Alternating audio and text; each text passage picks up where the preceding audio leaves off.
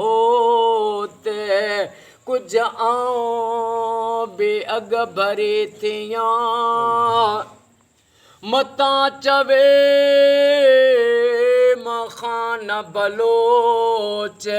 हिन कमीनी मां की न थियो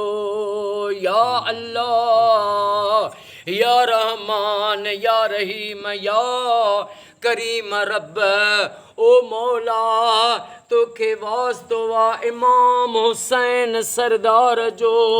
ऐं वास्तो थी इमाम हुसैन जी नंढड़ी न्याणी अम्मा मासूम बीबी सकीना सलामुल्लाह अलैहा जो वास्तो थी अली असगर मौला जो वास्तो थी अॼो को फ़कीर अरबाब अली मेतलो साहब जो ख़ैर रुस्तम अली मेतलो साईं बाबा जो ख़ैर पंहिंजी बारगाह में उहद जबल जेॾो लिखण क़बूल फरमा ओ मौला अम्मा बतूल जे बचड़न जो वास्तो थे करबला जे शहीदन जो वास्तो थे साईं बाबर बाबा चिश्ती साईं के साईं जे बचड़न के सेहत ऐं वॾी खिज़री हयाती अता फरमा ओ मौला बाबर बाबा साईं जा क़यामत ताईं सजण साम्हूं कजा दुश्मन दूर फरमा साईं सीनियर ऐं बहादुर साफ़ी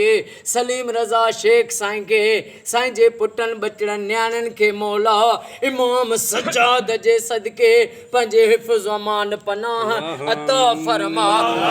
फ़कीर अरबाब अली साईं के रुस्तम अली साईं के सवाब अली साईं के साईं जे बचड़नि भाइरनि के अमड़नि न्याणियुनि खे क़यामत ताईं आबाद फरमा ओ मौला अली असगर जे सदके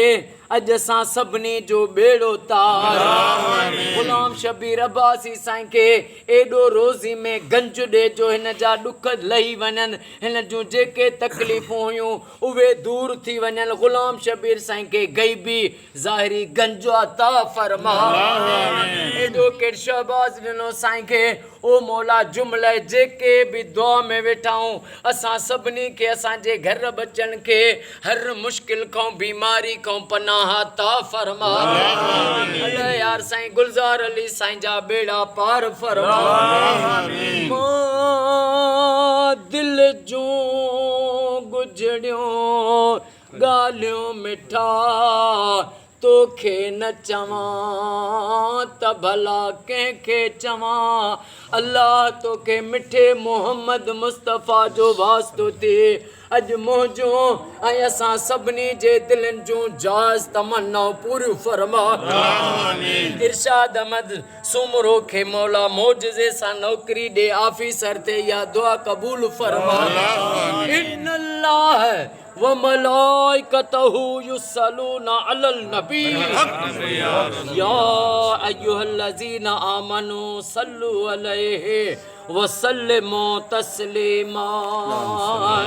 अल्लाहुम्मा सल्लि अला मुहम्मद व आले मुहम्मद ला इलाहा इल्लल्लाह मुहम्मदुर रसूलुल्लाह नारे हैदर